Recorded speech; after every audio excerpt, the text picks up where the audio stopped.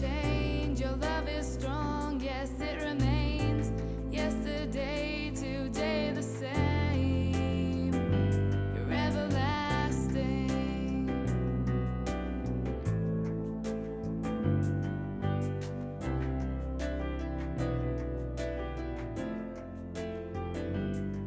Sabi jgħidu li nieħu daqsxejn għalija mix-xejn, imma l-aħħar darba kelli raġun. Uħud minn sabi organizzaw ħarġa u li qaluli fl-aħħar ġurnata. Hekk ħassejtni jisom ħallewni barra, isma kontx involuta.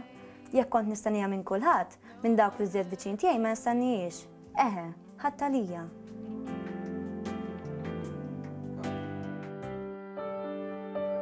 Qari mill-Evanġelju skont San Mattew.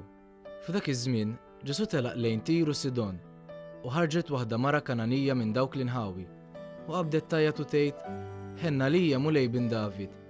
Binti għandha vija xitan u madura ħafna. Iżdu ma weġibix kelma. Resqu lejh id-dixxipli tiegħu jitolbuhu jgħidulu: Eħles minna, għax ġejja tajjat warajna. Imma qalilhom: Ma ġejtx mibgħut ħlief għan-naċ li ntilfu mid-dar ta' Iżrael. Iżdi resqet inxteħtet qudiemu qaltlu: Għenni mulej. U weġiba: Mhux sewwa tieħu l-ħobż tal-ulied u tixtħu lill-ġriewi. Hekk hu mulej qaltlu.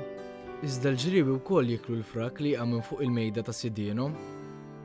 Imbagħad wieġeb Ġesu qalilha: Mara, il-fidi tiegħek kbira, ħajsirlek kif tixtieq. U minn dak il-kien stess binta fieqet.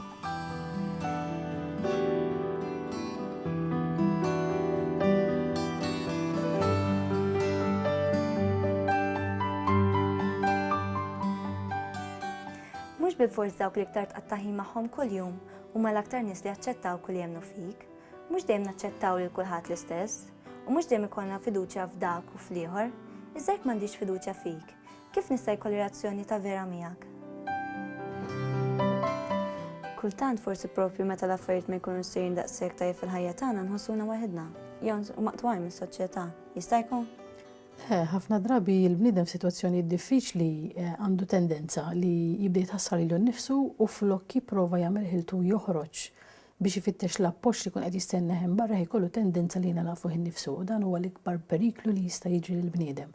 Għaldaqstant f'mumenti bħal daw fejn inħossuna iktar weħedna u iktar mobbijin bis-sitwazzjonijiet li jkollna huwa ferm importanti li nħorġu u nieħdu lid li tkun qed tistennina biex taqbadna u tgħinna u tappoġġjana f'dan il-mument diffiċli. Forsi kultant mhux kulħadd jaċċettana kif aħna jew anke nqala xi ħaġa u r-relazzjoni tiegħi meta madwar tinbidel. Tajjeb ngħidu li l-bidla hija parti mill-ħajja tal-bniedem mhux hekk il-ħajja tal-bniedem hija dinamika u sseħħ il-bidla. Kif nafu ġieli bidla f'relazzjoni tista' tkun xi ħaġa normali, bidla lejn l-iżvilupp. Imma mbagħad jista' jkun hemm bidliet iktar trawmatiċi u dawn sakemm naġġestjaw ruħna lihom ikun diffiċli ħafna. Għaldaqstant naħseb tajjeb li f'mumenti bħal dawn fejn anke nsibu relazzjonijiet tagħna da xejn diffiċli, tajjeb ukoll nerġa' naċċenna li flok nibku lilna nfusna u nintefgħu ġo xirokna hija dejjem importanti li nara daqsxejn minn hemm barra li jistgħini nifhem din il-bidla li qed isseħħ fil-ħajja tiegħi. Imma jista' jkun anke f'din l-esperjenza r-reazzjoni tiegħi ma' Ġesu tinbidel xi ftit, forsi anke proprju tinbidel xi mumenti f'rabja? Jiena naħseb ir-rabja l-iktar ħaġa sabiħa fil-ħajja tal-bniedem u ngħid għalih, speċjalment fir-rigward tiegħu malla. Għaliex la jien nirrabja ma' xi ħadd sinjal hija każ awtentiku li jien għandi relazzjoni ma' dik il-persuna. U Kristu ma jitnaffarx ta' mir-rabja tagħna, pjuttost jieħu gost biha u jieħu gost biha ngħid għaliex jiena nemmen għall-inqas għaliex jiena ninżal maskri tiegħi u nkun qudiemu b'dak kollu li jkun qed iweġġani u jkun qed iddejjaqni. U għaldaqstant meta tidħol is-senċerità din ir-rabja ħafna drabi tinbidel f'talba ħirqana l-għajnuna li minn għandu biss tiġi jkun għajnuna fil-ħajja tagħna. Kemm importanti jkolli relazzjoni spiritwali? L-ispiritualità importanti fil-ħajja tagħna u l-ispiritualità nibnu anke permezz ta' ħajja ta' talb. U talb kif nafu ġieli jkun talb verbali u ġieli jkun talb fuq l-iskrittura. U l-ispiritualità ma ninsawx hija r-relazzjoni tiegħi malla.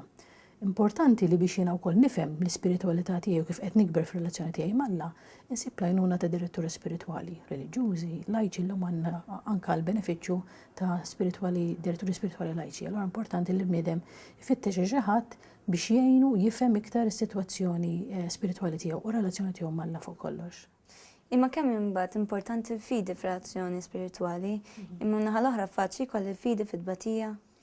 Batija jaf ikun moment fejn inti issaffi l-fidi tiegħek. Ġifieri fix-xogħol tagħna naraw ħafna nies qed ibatu u naraw anke din id-batija tissaffa bil-fidi tagħhom, bil-mod kif jibnu relazzjoni tagħhom Alla, bil-mod kif jifmu Alla kif qed jaħdem fil-ħajja tagħhom u il-momenti ta' sfidi tagħhom fil-fatt l-ispiritwalità tal-Ħospiż Malta hija l-ispiritwalità tal-Ġesu fil-Ġetsemani.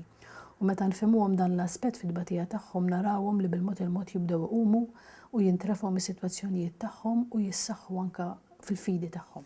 Imma kultant qisni nitlob u ma jiġri xejn. Jista' jkun għax ma tkunx ġejja mill-qalb. It-talb tagħna ħafna drabi nistħajlu l-vending machines, titfa' l-munita, tagħmel in-numbers tista' il-prodott jinżel f'idejk. It-talb tagħna mhux hekk, it-talb tagħna għandu jkun talb li again ibbażat fuq ir-relazzjoni tiegħi mal-Alla. Li Alla li mhux xi ħaġa l-bogħod minni imma xi ħadd li qiegħed fil-ħajja tiegħi ta' kuljum. U bħalma ndur lejn ħabib meta jkollha qalbim taqla tant ieħor indur lejn Alla biex hu jserraħni. U ndur lejn Alla wkoll anke meta l-ħajja tagħna tkun sejra sew. Jiġifieri importanti li minkejja dbatija, anzi hemmhekk irid nintensifika t-talb tiegħi fil-mument ta' dbatija. U kif naraw anke fl-iskrittura dawk in-nies kollha li dawru lejn Alla fil-mument ta' dbatija indunaw li Alla mhux qed iħallihom waħedhom, anzi li qiegħed magħhom il-ħin kollu. Aħna fix-xogħol tagħna nħobbu nużaw footsteps in the sand fej bniedem jaħseb li qed jimxi waħdu fi sitwazzjoni diffiċli imma Alla jwieġbu dak il-ħin kont qed nerfak. Allura fid-dbatija Alla jerfa'na ħafna drabi ma kunux nindunaw sforz u ġieħ li jkollna. Min jaf kieku t-talb mill-quħ ma jkunx ġej mill-qalb hux, bħal ngħid jien pereżempju, mulej, għaddini mill level tal-Malti u ngħaddi.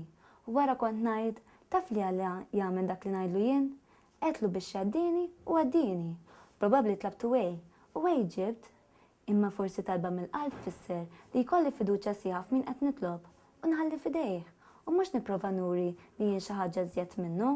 Xi kultant teħen ħassuna mwarbin minn dawk li żjed viċin tagħna jew ikunu riduna għal xi pjaċir biss.